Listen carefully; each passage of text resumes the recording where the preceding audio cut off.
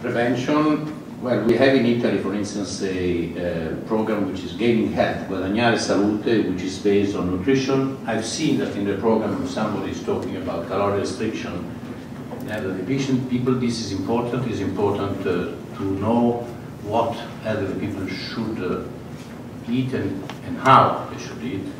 Physical activity is important. Smoking, alcohol, that's obvious. But I think the crux of the matter is strengthening primary care. How? Well, first one should progressively reduce acute hospital beds. We have now in Italy 3.8 hospital beds per 1,000 inhabitants. We had 10 years ago 4.5. We are aiming in 2 years to reach 3.5 and in 3-4 years to reach 3 beds per 1,000 people. But if you reduce acute beds, because elderly people should not be treated for their chronic condition acute beds, you have to reinforce primary care. First thing is to strengthen primary care by favoring GP working in association, which is teams of 10, 20 GPs. In Italy now we have more than 50%, actually 55% of GPs already working in association, but that will become the rule. We are working together for a bill together with the GPs in order to make so that all GPs should respectively work in association. And I remind you that the same is happening in the United Kingdom in the recent time.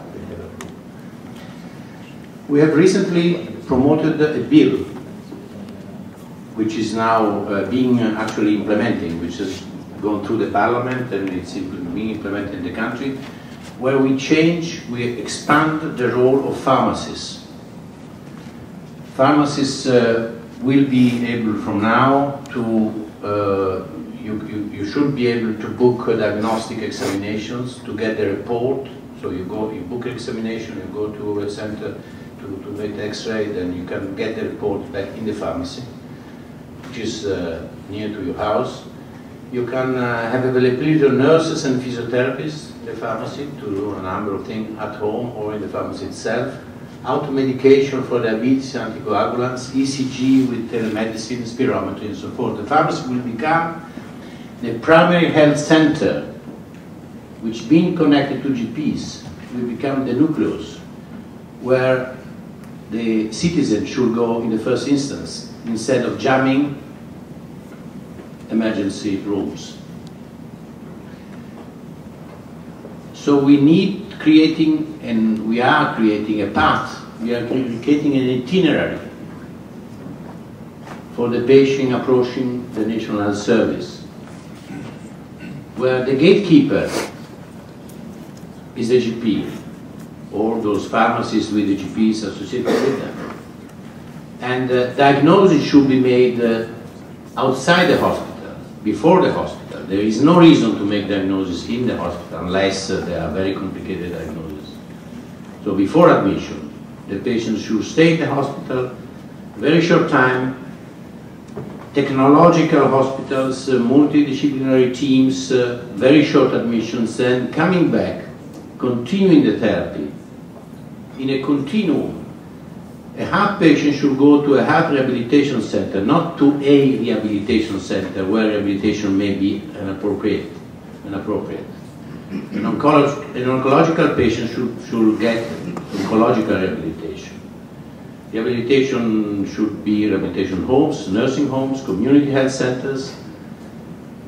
But there is an important thing, and we are fortunate in a way, we have a very strong familial nuclei in Italy. So the role of families is also very important to this respect. And then we have specific projects for elderly people. One project is, for instance, will be presented in this meeting, criteria for identification frail elderlies in the emergency department triage. It's called the Silver Code, in order to alert the system and optimize the allocation of those old frail patients in wards And the aim, again, will be that of shortening the hospital stay. Another thing is, again, we've shown is implementation of case managers at the community level to ensure continuous care to all persons with chronic multimorbidity.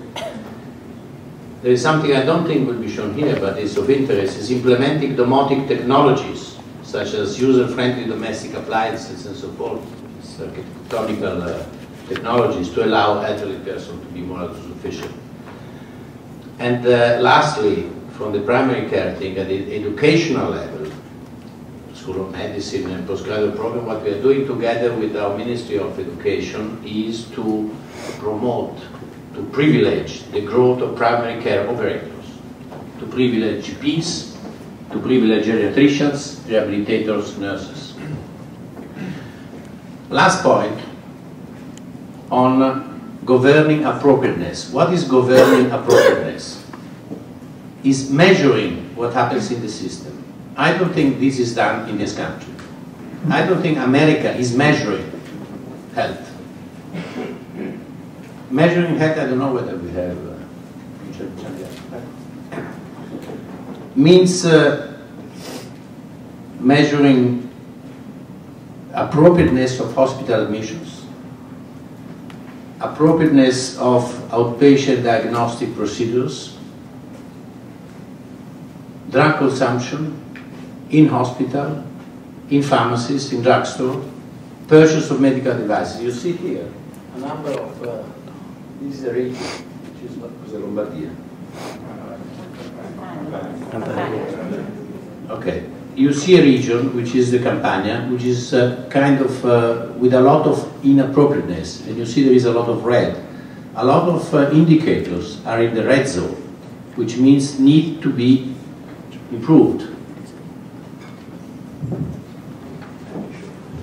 For instance, you have a hospitalization number of, if you have too many patients hospitalized, mix of DRGs. In hospital you should have complex procedures. You should not admit to hospital patient with simple procedures. Then you have indicators of primary care inappropriateness. If you admit too many patients with pneumonitis or too many patients with chronic obstructive lung disease, this is inappropriateness of primary care, because those patients should be treated by GPs, should be treated not in hospital. But if you change a region and you take another region, which is Lombardy, you see the difference. All right in the center. So we are working, of course, on the regions which are less performing, and utilizing the experience made on the region. We have 21 regions in Italy which are more performing. But on the whole, the message is not which region is better, but the message is you got to measure what is going on as far as health is concerned. Can I have a slide off, please? In summary, I believe that in advanced countries from now on, health policies could no longer be generic guidelines, but stringent, severe, accurate monitoring. And this is possible because of e-health. I don't want to expand on that. If this doesn't happen, there will be no sustainability in 40 years from now. And I think this meeting today will face a number of these problems. But I just wanted to give the general framework in which this problem should be discussed. Thank you.